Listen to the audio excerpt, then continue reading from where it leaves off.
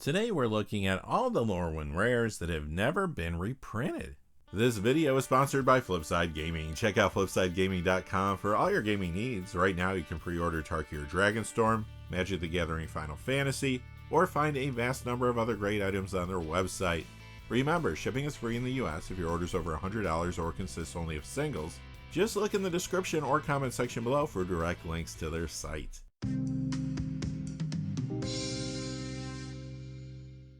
Hey there, this is John from Heroes and Legends, and welcome to another edition of the Magic the Gathering Market Watch.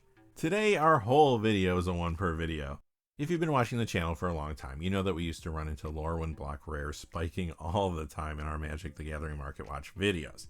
It became a running joke that I would have to talk about cards from these four sets over and over again, and I promised that I would only give my spiel about the lower print run for the block one time per video. That way I wouldn't be repeating the same information for numerous cards. As time went on, more and more of these cards did get reprinted, but there are still quite a few that have not seen a second printing anywhere, which means they're just hiding and waiting to jump back into a Market Watch video at any moment. In this episode, we are going to look at the rares from the Lorwyn set that have not been reprinted, and there are 19 of them. Since Wizards will be taking us back to Lorwyn next year, I thought it would be fun to take a look at these cards. Maybe more will be reprinted when we return to the plane, or maybe some of these forgotten rares will become relevant again and go up in price, who knows. In the future, we'll be looking at the other three sets in the block as well. But one quick note about this video series. These are going out to the gold patrons and the Hero and Legend tier channel members first. Everyone else gets access to them a couple days later, so prices might have shifted a little bit, but I'm not expecting major changes for the cards we are discussing today. Speaking of which, I do want to thank one of our gold patrons, and that is Mark Vonbank. Mark, thank you so much for all your support on Patreon, all your support in general for the channel. It does mean a ton. Thank you so much for everything, Mark. And now, without any further ado, let's get into it.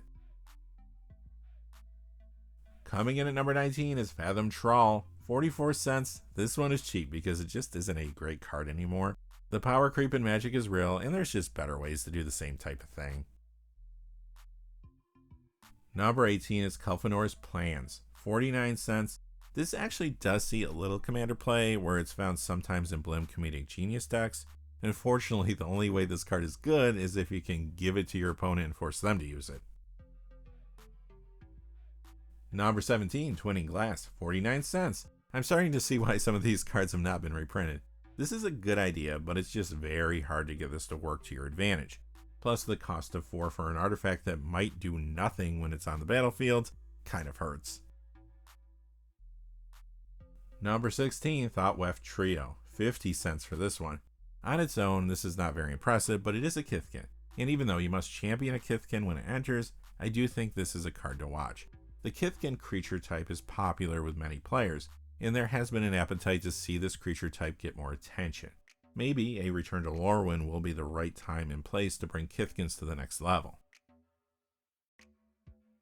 Number 15, Favor of the Mighty, 52 cents. I have seen this appear occasionally in commander builds around the Dragon, and you're about to see a lot more of those hit the commander table thanks to the dragon support coming in Tarkir Dragonstorm. The biggest issue with Favor of the Mighty is that it impacts all creatures, not just your creatures, so this can backfire.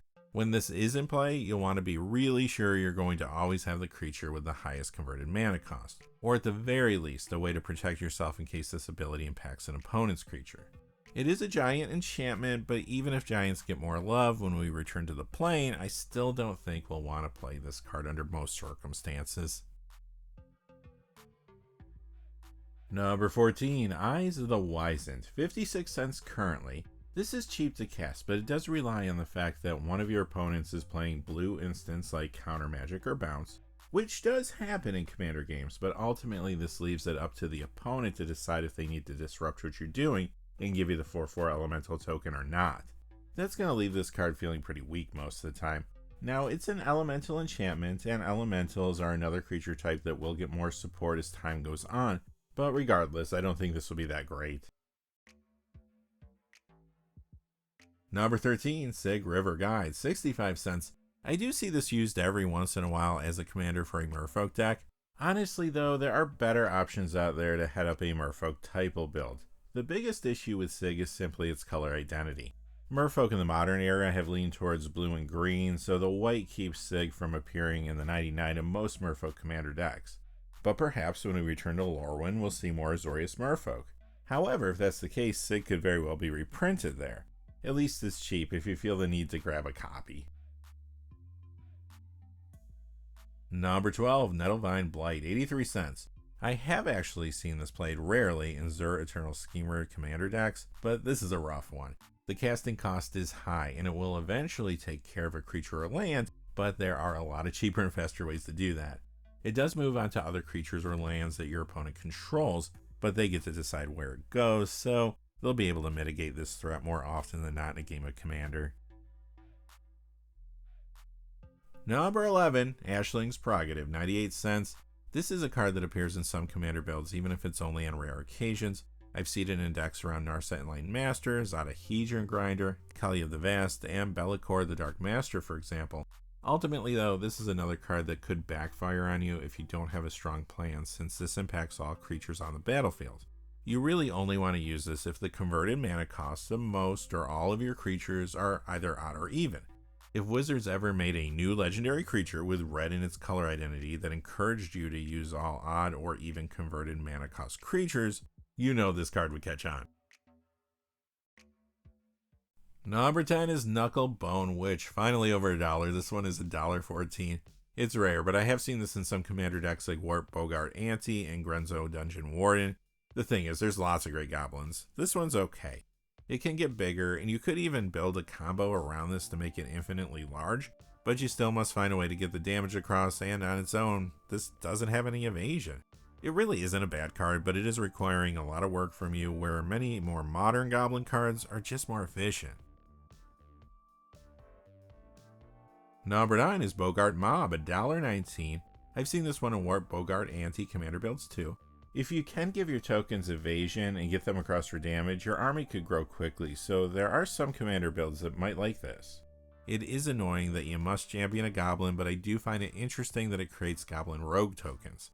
I feel like someday there may be enough support for rogues or maybe goblin rogues where this might become more relevant, but overall this feels like another card that has been outclassed in this modern era. Number 8, Malicious Pride, $1.39. I've seen this one appear in some Odric Lunarch Martial commander decks. This might have some future potential gains when the Kithkin creature type inevitably gets more support, assuming it doesn't get reprinted before then. Maybe one or the other, or both happen when we return to Lorwyn. Number 7, Brigid, Hero of Kinsbale, $1.41. This one sees more commander play than any of the cards we've seen so far. Some players try to use this as a commander.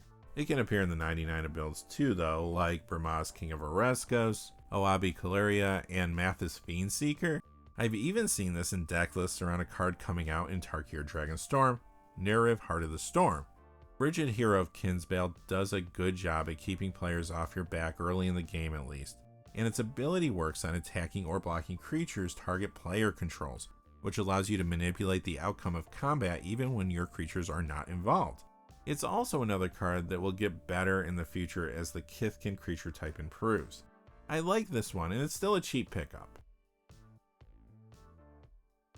Number 6, Purity at $2. This is an elemental, which is worth noting. Again, maybe that creature type gets more support in the future. The card itself, though, under normal circumstances, is very situational considering its casting cost.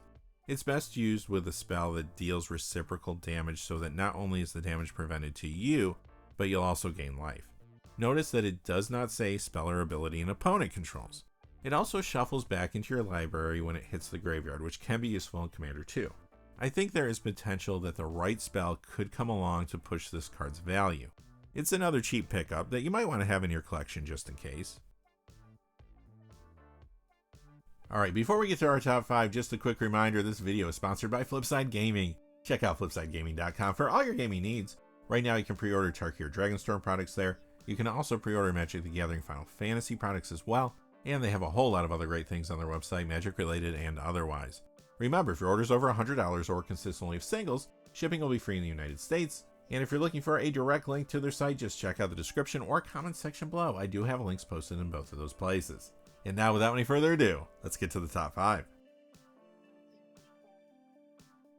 Number 5 is Nova Chaser at $2. I've seen this occasionally in Brion's Stout Arm Commander decks. It's another elemental, so it has some potential for increased gameplay as more support for the creature type occurs over time. You do have to champion an elemental, which is a little annoying, but it is a high-powered trampled creature on the battlefield. I'll give it that. Number 4, $6.19. We jumped up there. This is Dread. Another elemental incarnation here, and like we've been discussing, that elemental creature type could become more relevant as time goes on. It has the same shuffle effect when it hits the graveyard as Purity, and this is a good deterrent to keep attackers off your back. It's pricier for good reason. It sees a little more commander play than the other cards we've seen today. It can appear in builds such as Thantis the Warweaver, Xantcha Sleeper Agent, and more. Number 3 is Shapeshare, $7.57, another card that has a higher price tag, and again, that's due to the commander play it sees. It can appear in a few different decks, but the build that uses it the most right now is the Dragon. Of course, those builds are surging because of the dragon support coming in Tarkir Dragonstorm, so I wouldn't be shocked to see Shapeshare go up a little bit in price. In the Dragon deck, this is an affordable way to clone various powerful dragons from turn to turn. Number 2, Warp Boggart Ante. We broke $10, $10.06. I do see this used as a commander from time to time, and it can appear in the 99 of Grenzo Dungeon Warden as well.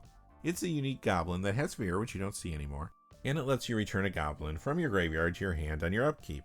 It's a solid card for goblin builds. I do think goblins in black sometimes get overlooked since many of the popular goblin commanders are mono red, like Krenko Mob Boss or Muxus Goblin Grandy for example. As you can see, Warp Boggart Ante is not a cheap card, and I think it is another one to watch. And finally, coming in at number 1 is Wanderwine Prophet, $17.29. This one feels really overdue for a reprinting. As you can see from the price tag, it does see some commander play. Many times this appears in Hackball of the Surging Soul, and it's also in Sig River Guide, Kamina Tyrant of Araska, and more. You do have to champion a Merfolk, but once this is in play, there are several combos that will net you infinite turns with this card. And that's typically its role in these Merfolk commander decks. Wanderwine Prophets will keep going up in price and may even surge at times when the Merfolk creature type gets attention, at least until its inevitable reprinting occurs. Alright, that's going to do it for the video. I hope you got something out of this. It was kind of fun going down memory lane, looking at some of these old cards. Honestly, I forgot about most of them. Some are probably best forgotten, but there are some gems in here that you should keep an eye on and be aware of. Until next time though, hey, thanks for watching. If you enjoyed the video, please give us a like and subscribe, and have a great day. Hey, thanks for watching. This video is made possible through the generous support of viewers like you on Patreon. Check out the description below for links to our Patreon page as well as our Amazon affiliate store, where a small percentage of all sales will also help support the channel. Finally, if you haven't had a chance yet to subscribe, hit that subscribe button so you don't miss any of the new videos on Heroes and Legends. Talk to you again soon, and have a great day.